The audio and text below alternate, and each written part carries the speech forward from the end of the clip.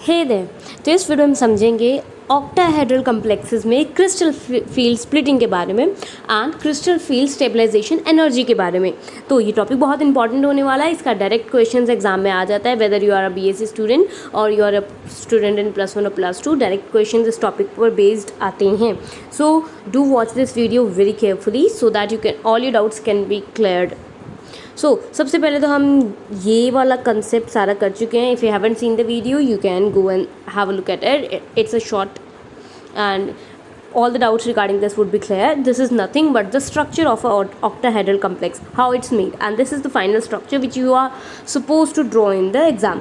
बड़े नाम से बन जाएगा x axis y axis z axis दो, और तीनों एक्सिस पे आपने दो अपने लिगेंड्स की प्लेसमेंट दिखाई है एंड सेंटर में मेटल है, करेक्ट। एंड उसके बाद इनमें जो जॉइनिंग है वो इस हिसाब से आप देख सकते हैं। जैसे पहले एक्स वाई में बनाई तो उसको इस फिगर के अंदर एक्स वाई में जैसे ये यहाँ पे शो कर दिया। सिमिलरली अब हमारे पास में इसके बाद एक्स एंड जेड के बीच में शो करना था तो सी यहाँ पे हमने एक्स एंड जेड के बीच में शो कर दिया। And the last but not the least हमने वाई एंड जेड के बीच में करना था तो see this one is the Y one and that's the Z. तो यहाँ हम वाई एंड जेड के लिए यहाँ पे पूरे के पूरे अपने सीन्स ड्रॉ कर देंगे तो ये हमारा वाई जेड के लिए भी आ गया, करेक्ट। तो यहाँ से क्या होता है, यहाँ से हमारे पास में ऑक्टाहेड्रन का पूरा स्ट्रक्चर आ जाता है और ये पूरा ऑक्टाहेड्रल कम्प्लेक्स जो है वो इस स्ट्रक्चर में होता है, हमें पता चल जाता है। वैसे I have already explain, but उसमें और थोड़ी सी डिटेलिंग देखनी है तो आप वो देख सकते हैं जाके। नाउ अब हम आते हैं अपने मेन कंसेप्ट पे। हमारा मेन कंसेप्ट क्या है, let me tell you very clearly. हमें यहाँ पर देखना है कि ऑक्टाहेड्रल कम्प्लेक्सेस में क्या हम करने वाले हैं, ऑक्टाहेड्रल कम्प्लेक्सेस है क्या सीन है क्या नहीं है। सबसे पहले देखते हैं।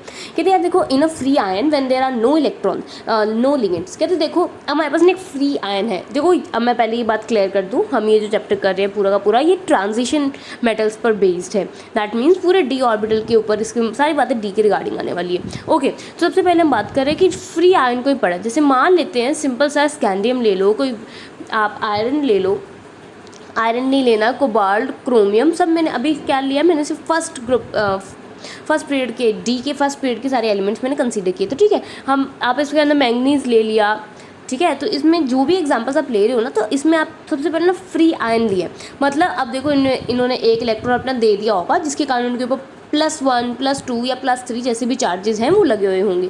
तो ये हमारे पास ये फ्री आयन है।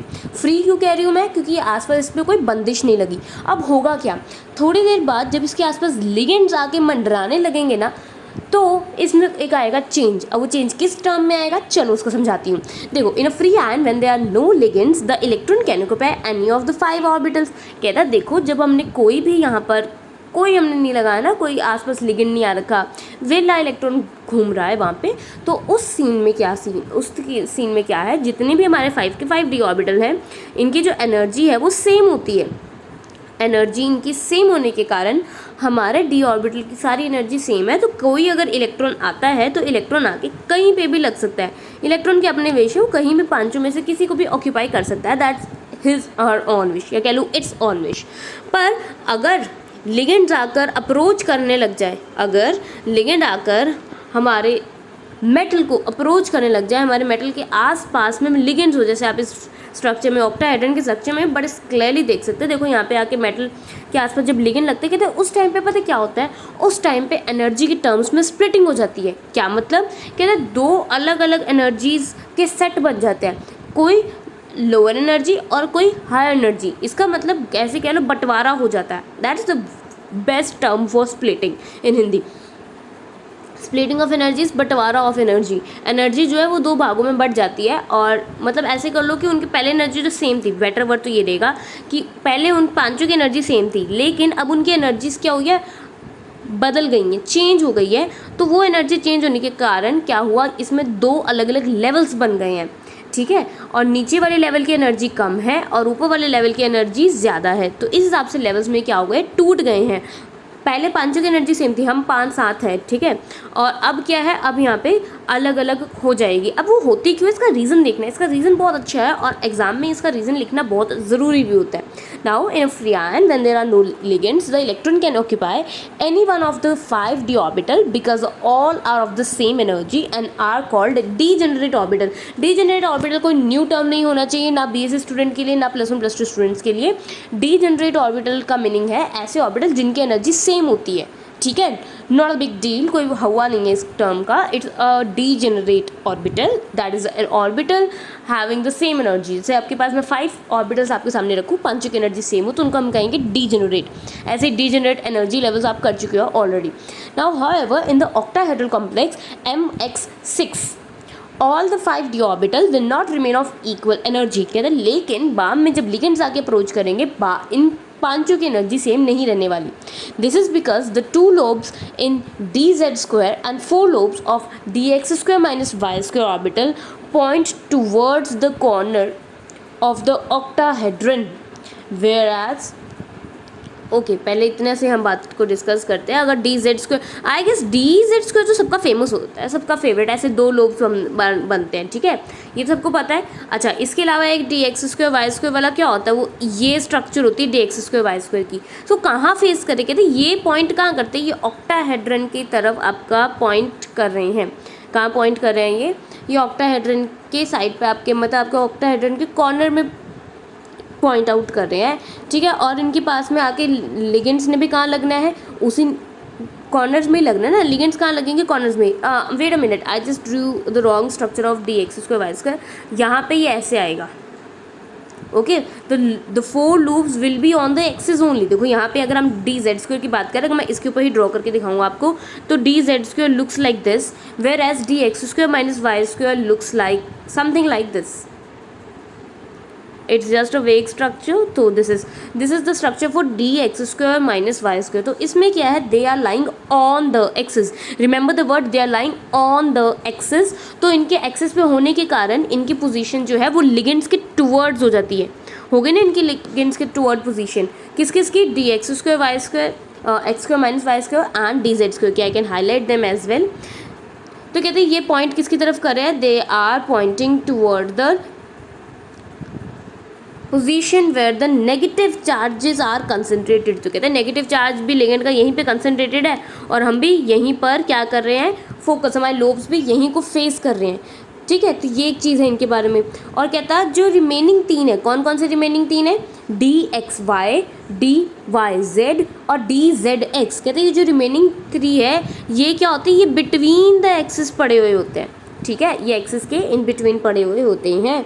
तो यहाँ पे जब ये एक्सिस के इन बिटवीन है तो इनका केस क्या है, कहते हैं जब ये एक्सिस के इन बिटवीन हमारे है, तो पहले वाले हमारे ऑन द एक्सिस थे. अच्छा ऑन द एक्सिस में जो अभी मैंने बनाया था structure, it was considering x axis on this hand and y on this one, that is why we got the structure like this one, correct. अभी अगर हम इसके अकॉर्डिंग देखें तो यहाँ पे ये y के ऊपर ऐसे ओवरलैप करेगा और x के ऊपर ऐसे करेगा. ये थोड़ा हौच पौच हो जाता है, इसलिए मैंने ऐसे सिंपली x एंड y के लिए शो किया था कि ऐसा होता है x एंड y के लिए जब हम बनाते हैं. z के बिना मैंने अभी इसको ऐसे दिखाया है. आपको ये बात पता होनी चाहिए कि 3 एक्सेस जो हैं ये बस परपेंडिकुलर होती है एक दूसरे के. आप नाम कैसे भी उनके रख सकते हो. तो मैं प्रेफर तो यही करती हूँ कि भाई dy² एंड x² को मैं ऐसे शो करूँ, बहुत ईजी रहता है इनको शो करना, लाइक दिस वन, ठीक. और z एक्सिस को फिर ऐसे बाहर से निकाल दो. It's an easy one, that's why I do like that. अगर आप ये ही स्ट्रक्चर बनाने वाले हैं, y आप ऐसे बाहर की तरफ निकालेंगे तो आपके 2 लोब्स y एक्सिस पर आएंगे एंड 2 लोब्स आपके x एक्सिस पर आएंगे. इसकी ओवरलैपिंग ढंग से मतलब बचा लेना, ओवरलैपिंग ज़्यादा इनकी नहीं दिखनी चाहिए, एक दूसरे पे ओवरलैप नहीं करते, ओके. अब उसके बाद क्या हुआ, कहते 2 हमारे लाया करते हैं ऑन द एक्सिस, मतलब वो नेगेटिव चार्ज के पास में है, ठीक. तो जो नेगेटिव चार्ज के पास में है यार, उसको देखो रिपल्शंस कितनी ज़्यादा हो रही होंगी. क्यों, क्योंकि हमारे लूप्स के अंदर कौन होते हैं, इलेक्ट्रॉन, ठीक. ऊपर भी कौन है, नेगेटिव चार्ज. तो जिसके कारण हमारे इन इलेक्ट्रॉन्स को क्या फेस करनी पड़ रही होगी, रिपल्शंस. और उसी तरफ हमारे जो बाकी हैं वो कहाँ लाया करते हैं, बिटवीन द एक्सिस हम कह सकते हैं वर्ड उनके लिए. तो जो वो बिटवीन द एक्सिस है तो उनको क्या रिपल्शंस है, क्योंकि लिगेंड यहाँ पड़ा है, आपका लोब यहाँ है, तो उनकी रिपल्शंस अगर हम देखें कंपेयर करें ऑन द एक्सिस वालों से तो वो कम होगी. जिस कारण हम कह सकते हैं कि रिपल्शंस किस में ज़्यादा होगी, रिपल्शंस 2 वाले में ज़्यादा होगी और 3 वाले में रिपल्शंस होंगी कम, ठीक है. मैं ये रिपल्शंस के बेसिस पे मैंने बस ये लाइन्स लगाई है, they don't mean anything. Now in the octahedral complexes the dz² and dx² minus y² orbital are designated as EG and other 3 as T2G. तो देखो हमारे पास जो 2 हैं, करेक्ट, उन्हें हम EG कहते हैं, बल्कि जब हमारे 3 का जो सेट है dxy, dyz, dzx को हम T2G कहते हैं, करेक्ट. तो ये हमारे पास आ गया EG एंड T2G का कॉन्सेप्ट, ठीक है. और तो एक सेट में कितने होंगे 3, और एक सेट में हमारे पास कितने ऑर्बिटल्स होने वाले हैं 2। तो जो 5d ऑर्बिटल थे, जो हम कहेंगे 5 पांडव थे, उनकी स्प्लिटिंग हो गई 3 और 2 में। तो 5d ऑर्बिटल्स की 3 और 2 में हो गई स्प्लिटिंग। और मैंने बताया कि जो 2 है उनकी एनर्जी ज़्यादा है, Eg एनर्जी से उसको डिनोट करने वाले हैं, और जो 3 है उनके लिए हम लिखेंगे T2g। अब बड़े ध्यान से स्प्लिटिंग को देखना। फ्री आयन था, पांचों की एनर्जी सेम, उसके बाद आसपास लिगेंड के आने से एनर्जी थोड़ी सी बढ़ती है, और फिर उसके बाद एनर्जी में आता है बूम, एक फ़र्क। कैसा फ़र्क? देखो ये एनर्जी जो है हमारी T2g की एनर्जी कम हो जाती है, बल्कि हमारी Eg's की एनर्जी बढ़ जाती है। कितनी बढ़ती है, कितनी कम होती है, जरा ध्यान से इसे देखिए। इस लाइन से जब हम नीचे जा रहे हैं, ये जो हम डिफरेंस देख रहे हैं, इट इज़ ऑफ 4dq, और बल्कि ये वाला कितने के बराबर है, it is equal to 6dq। तो जिससे हम ये कह सकते हैं dq यहाँ पे एक एनर्जी के लिए हम एक यूनिट्स की तरह उसको ले सकते हैं। अब देखो 4dq किसका वैल्यू कम हुई, हमारे पास जो T2g था वो 4dq हमारे नॉर्मल लेवल से बिलो है, बल्कि जो हमारा Eg है उसमें हर एक ऑर्बिटल, मतलब दोनों ही ऑर्बिटल को हम साझा कह सकते हैं कि वो 6dq, मतलब एनर्जी के यूनिट्स ले लो आप, 6dq वो अबव है, अबव एंड बिलो। तो इस कारण दोनों में फ़र्क आ जाता है। कुल मिला के 10dq, जिसको हमने डिनोट किया है डेल्टा ओ से। डेल्टा ओ क्यों, कौन है यहाँ पे, कहते हैं डेल्टा ओ है यहाँ पर एनर्जी डिफरेंस, या कह लो एनर्जी गैप। तो इन दोनों के बीच में ये जो एनर्जी का गैप है, इसको हम कहते हैं delta O, that is change in O, जिसको हम डेल्टा का मतलब हमेशा हम चेंज इन लेकर चलते हैं ना, तो यहाँ पे हम ले सकते हैं एनर्जी गैप और change in energy of the two set of orbitals in the octahedral complexes. अब यहाँ पर T2g जो है वो लोअर एनर्जी, Eg जो है वो हायर एनर्जी को रिप्रेजेंट करता है। One must remember this. आगे मूव ऑन करते हैं। Next we have the barycentre rule. Barycentre rule का ना डायरेक्ट 1 और 2 मार्क का क्वेश्चन आ जाता है। क्या है रूल, ध्यान से पढ़िए। This mean that the decrease, okay, many a times you will see in my note this और दिस सिंबल और दिस सिंबल और दिस वन। तो क्या है ये, देखो आई गेस ये तो थोड़ा सा इजी है। This one stand for decrease, this one for increase, increases a lot, decreases a lot. तो ये उसके लिए मैं एकदम सिंपल शॉर्ट हैंड है, and I guess everybody should use this one, क्योंकि ये नोट्स बनाने में तो बेस्ट यही काम आते हैं। ठीक है, इंक्रीज डिक्रीज बाबा लिखने की जरूरत नहीं होती, otherwise you can go for I and C as well increase के लिए, but I prefer these symbols. Higher के लिए I prefer this upper arrow, lower के लिए लोअर एरो, आप इसको कर सकते हो। Okay, now this mean that the decrease in the energy of the set of the orbital that lie at the lower energy level must be corresponding increase in other set. क्या मतलब, ऐसा लग रहा है पता नहीं क्या बोल दिया। कहते देखो, अगर एक सेट में जितनी एनर्जी डिक्रीज हो रही है ना, उतनी ही लगभग एनर्जी दूसरे में, लगभग क्या, उतनी ही एनर्जी दूसरे में बढ़नी चाहिए। अब कोई मुझे बोलेगा ये क्या बकवास है, लग तो नहीं रहा, एक में 4 कम हुई है, एक में 6 कम हुई, पर ज़रा देखो जनाब, 4 वाले में 3 और 6 वाले में 2 ऑर्बिटल्स भी तो हैं। तो अगर मैं सबको सिंगली फिल्ड लिखती हूँ, तो जब मैं 4 वालों को सिंगली फिल्ड करूँगी तो आएगा 3 और यहाँ पे कितना 4। अभी मैं साइन से आपको नहीं बता रही, तो 3 4s are 12। ऊपर मैं 2 को सिंगली फिल करूँगी तो 2 into 6, ये भी कितना हो गया 12। I should change the colour first, ये हो गया। अब मैं सबको अगर डबली फिल्ड कर दूँ तो नीचे आएगा 6 into 4 दैट इज़ 24। ऊपर कितना आएगा 4 into 6 that is also 24। तो that is nothing but the barycentral rule. Barycentral rule आपका बहुत अच्छी तरह से एप्लीकेबल है ऑक्टाहेड्रल एंड टेट्राहेड्रल दोनों कॉम्प्लेक्स में। एक जितना घटेगा दूसरा उतना ही बढ़ेगा। अब आते हैं एकदम मक्खन से टॉपिक में इस चैप्टर के, एंड ये बहुत इंपॉर्टेंट है। Crystal field stabilisation energy, this is the amount of the stabilisation provided by the splitting of D orbital into 2 levels. कहते हैं जब ये डी ऑर्बिटल 2 भागों में टूट गए, 2 लेवल्स में टूट गए, तो उस टाइम पे ये जो स्प्लिटिंग के कारण जितनी अमाउंट ऑफ स्टेबलाइजेशन एनर्जी हुई है ना, इस एनर्जी को हम कहते हैं crystal field stabilisation energy. The amount of stabilisation provided by splitting, split होने के कारण जो स्टेबिलिटी आ गई ना, इसी को CFSE कहते हैं। अब देखो ईच इलेक्ट्रॉन एंटरिंग T2g, कहता है अगर आप एक इलेक्ट्रॉन T2g में जाओगे तो उसकी जगह आपने वैल्यू पुट करनी है -4dq। क्यों, आपको याद है हमारा T2g का लेवल हमारे नॉर्मल लेवल से नीचे था, जिसको मैं ऐसे रिप्रेजेंट कर सकती हूँ, कम ऑन, ये मेरा नॉर्मल लेवल था और T2 जो से 4 नीचे था। तो हम जब हम ऐसे भी नोटिस करते हैं तो 0 से पीछे वाले सारी वैल्यूज़ नेगेटिव होती है। सिमिलरली ये -4 और हर एक इलेक्ट्रॉन जो जाएगा हमारे EG लेवल में उसके लिए हम यूज़ करने वाले हैं +6 -4 एंड +6। ये बहुत ज़रूरी है, बस यही साइन कन्वेंशन को यूज़ करेंगे सारे 4 क्वेश्चन फटाफट सॉल्व करते हैं। सबसे पहला केस है D1 का, मतलब एक इलेक्ट्रॉन इन d ऑर्बिटल्स। तो 5 में से 3 नीचे 2 ऊपर, हम ये पहले भी डिस्कस कर चुके हैं। और मैं इसको लर्न करने का एक ट्रिक बताऊँ। ऑक्टाहेड्रल में होते हैं 6 लिगेंड्स, 6 को डिवाइड करो 2 से, कितना आया आंसर 3। तो इसका मतलब है 3 होगा बेस में, ठीक है, 3 होगा बेस में। और टेट्राहेड्रल के लिए भी बता देती हूँ, टेट्राहेड्रल में लगते हैं 4 लिगेंड्स। तो 4 को 2 से डिवाइड करो, कितना आंसर आया 2। तो 2 होता है उसमें बेस में, ठीक है। ओके, तो लेट्स स्टार्ट अब विद दिस वन। पहला इलेक्ट्रॉन आया यार सबसे पहले, सबसे नीचे सेटल हो गया। D2 में 2 इलेक्ट्रॉन आए और नीचे सेटल हो गए। D3 में 3 इलेक्ट्रॉन आए और नीचे सेटल हो गए। इसको आप पता है क्या समझ सकते हो, आप ऐसा समझ सकते हो कि आपके पास है एक ऑडिटोरियम मान लो या अपने घर में ही मान लो, एक आपका ग्राउंड फ्लोर और एक आपका उसे ऊपर कोई फ्लोर है, मान लो फर्स्ट फ्लोर या सेकंड फ्लोर की बात हो रही है। जब हम ग्राउंड फ्लोर में बात करें उसमें 3 सोफ़ा लगे हैं और हर सोफ़ा 2 बंदों के बैठने लायक है। ऊपर वाला जो फ्लोर है उसमें 2 सोफ़ा लगे हैं और उसमें सिर्फ 2 बंदे बैठ सकेंगे। तो कुल मिलाकर नीचे 6 लोग बैठ सकते हैं, ऊपर 4। तो कोई अगर आता है, नया मेहमान आया घर में, 3 के 3 सोफ़ा खाली, वो आके बैठ जाएगा पहले वाले सोफ़ा पे। एक और मेहमान आया, वो दूसरा सोफ़ा खाली देकर बैठ जाएगा। तीसरा मेहमान आया, वो तीसरा सोफ़ा खाली देकर बैठ जाएगा। अब जब चौथा मेहमान आएगा वो देखेगा यार तीनों सोफ़ा पे तो एक एक इंसान बैठे हैं, मैंने तो फ़ोन चलाना था आराम से बैठ के यहाँ पे, तो ऐसा करता हूँ मैं ऊपर चला जाता हूँ। तो अगर तो बंदे के हाथ पैर अच्छी तरह चलते हैं और वो इतनी ऊपर जा सकता है तो चला जाएगा, नहीं जा सकता तो उसको नीचे पेयरिंग करनी पड़ेगी। तो यही 2 केसेस हैं strong field and weak field ligand के केसेस में, बहुत ज़रूरी है ये केस। अब स्ट्रॉन्ग फील्ड लिगेंड कौन होते हैं? स्ट्रॉन्ग फील्ड लिगेंड वो लिगेंड होते हैं जो बहुत स्ट्रॉन्ग फील्ड मेंटेन कर देते हैं, मतलब जो लड़ाई बहुत ज़्यादा डलवा देते हैं d ऑर्बिटल्स में और d ऑर्बिटल में एनर्जी की बहुत ज़्यादा स्प्लिटिंग कर देते हैं, उन्हें हम कहते हैं स्ट्रॉन्ग फील्ड ऑर्बिटल और स्ट्रॉन्ग फील्ड लिगेंड। और वही वो लिगेंड जो बेचारे उनमें स्प्लिटिंग इतनी करा ही नहीं पाते, वीक से होते हैं, तो वो हो जाता है वीक फील्ड लिगेंड।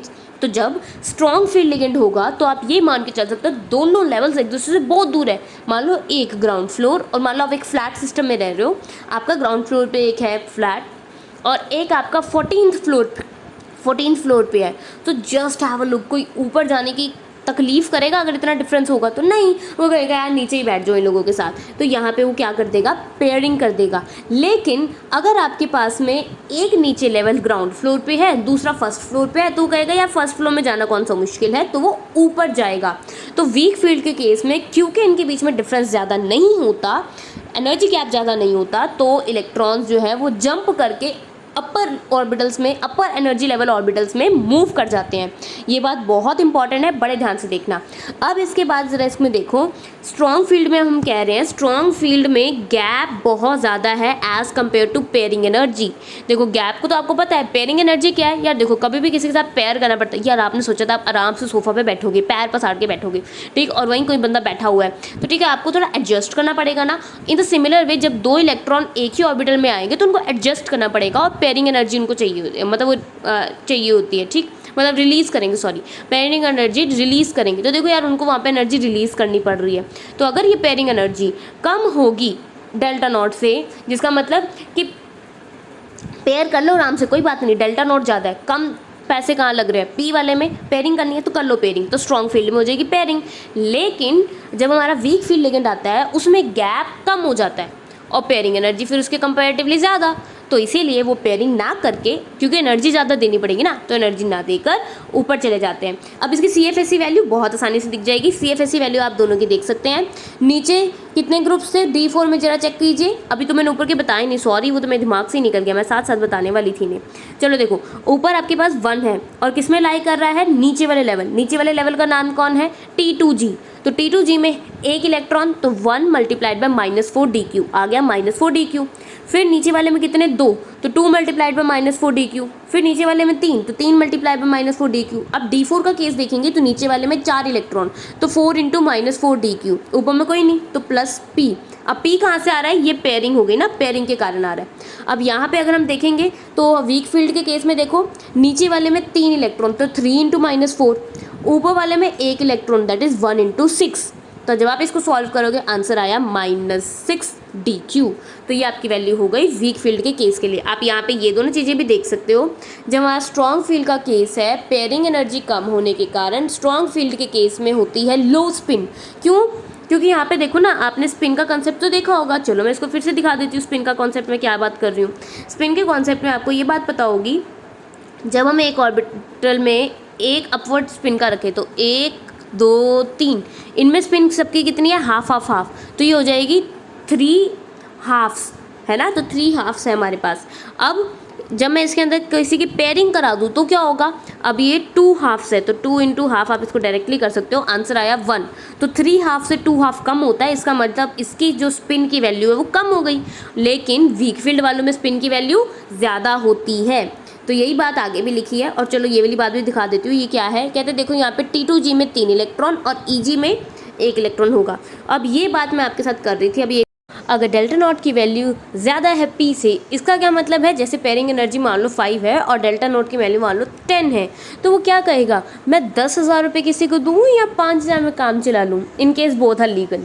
तो क्या कहेगा? ऑलवेज वो it will prefer going for the 5,001, right. 5 lakh मान लो आप, 5 लाख एंड 10 लाख में तो फिर अप्रिशिएबल डिफरेंस है, वो आप समझ सकते हो ना। तो इस बेसिस पे अब देखो उसकी जो पेयरिंग एनर्जी है it is less than that of the energy gap between the two.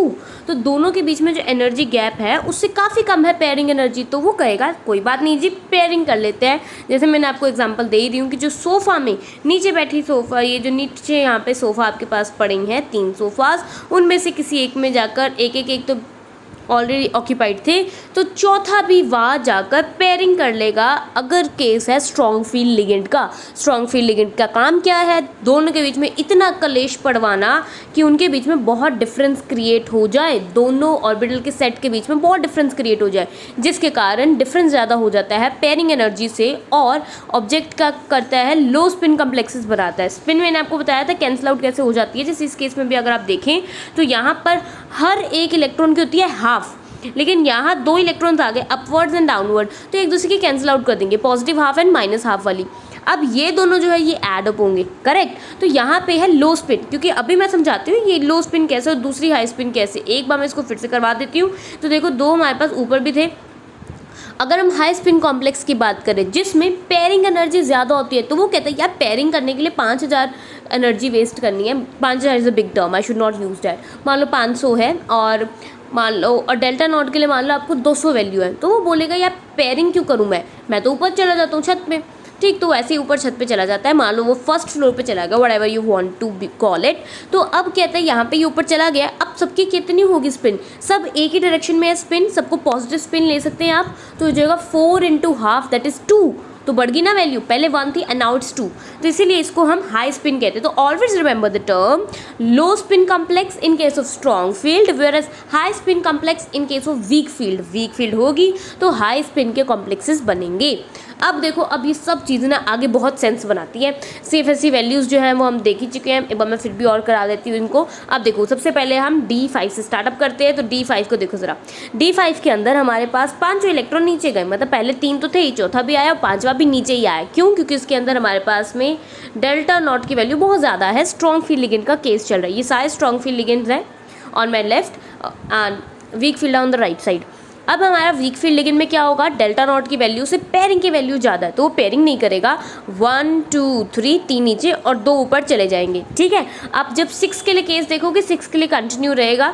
यहाँ पर तीनों नीचे सोफा ऑक्यूपाई कर लेगा और बल्कि यहाँ पर क्या होगा, 5 तो हो गए थे, अब 6 नीचे पेयरिंग कराएगा। अब हम 7 के केस के लिए देखें तो यहाँ पे हमारे 2 2 4 2 6 तो ऑलरेडी हो रखे हैं, तो 7th ऊपर जाएगा। 7th ऊपर जाएगा। और इसके अलावा यहाँ अगर हम चेक करेंगे तो देखो यहाँ पे सिंगली फील्ड तो सब है ही और नीचे ही पेयरिंग हो जाएगी, दूसरी पेयरिंग होगी।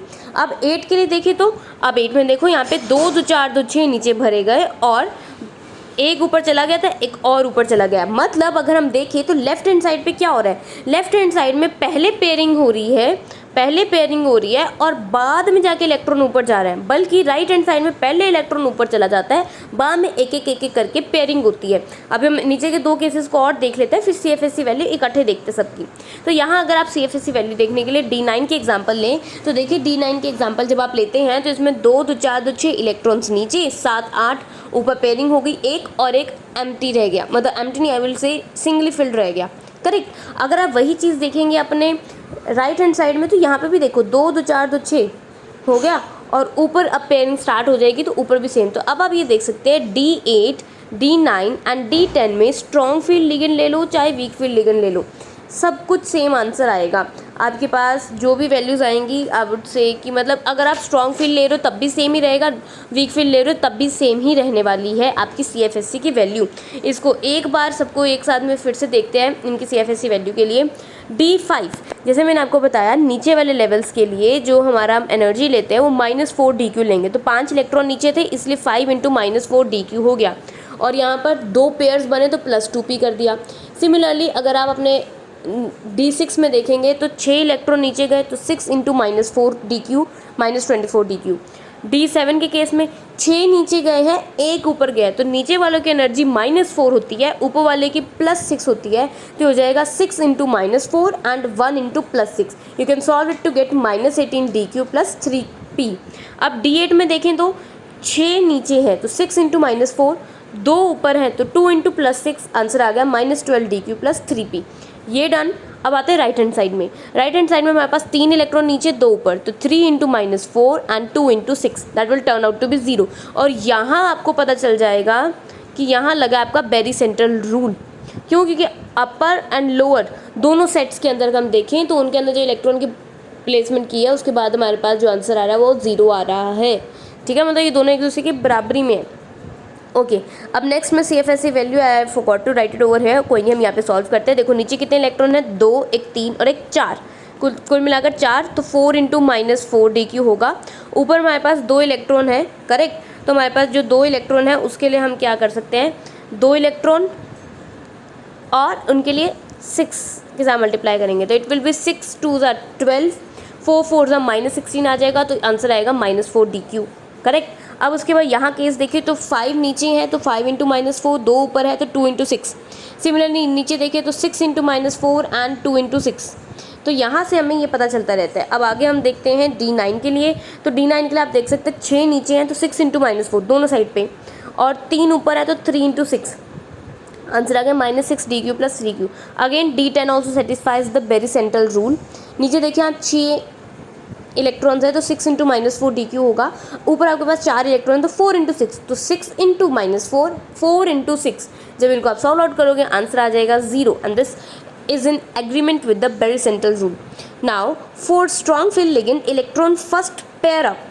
बड़े ध्यान से लाइन देखो, स्ट्रॉन्ग फील्ड लिगेंड के केस में इलेक्ट्रॉन पहले पेयरिंग करते हैं, मतलब जैसे स्ट्रॉन्ग फील्ड लिगेंड को आप ये मान लो ना, एक फर्स्ट फ्लोर है और एक 14-15 फ्लोर पे आपका दूसरा फ्लैट है, तो पहले वो नीचे पेयरिंग कर लेंगे, बाद में बोलेंगे कि आप ऊपर जाते हैं, अदरवाइज तो नहीं जाना चाहेंगे। Okay, first pair up in the T2G orbital and then they enter the higher energy level EG। ठीक है, पहले नीचे पेयरिंग करेंगे फिर ऊपर जाके ऊपर जाएंगे।